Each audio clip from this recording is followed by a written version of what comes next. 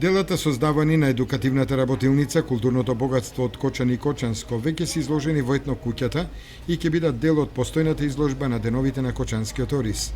Се работи за дела инспирирани од културното археолошко богатство на Кочанскиот крај, создавани од страна на 27 ученици од Кочанските основни и средни училишта.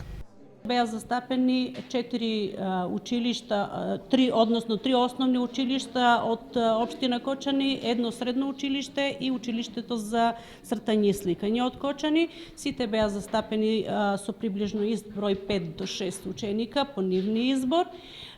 И требаше да бидат изработени творби кои што се инспирирани од веќе виденото, односно од презентацијата која што ја имаа можност да ја видат во месец мај.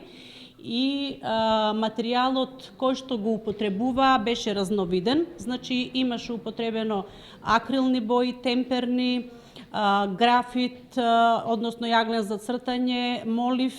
Меѓутоа имаше и оплеменета глина, од која што можеа и тродимензионални творби да изработат. На изложбата се застапени сите творби кои што ги изготвија учениците, без оглед на тоа кој со каков степен успеал да ги изработи.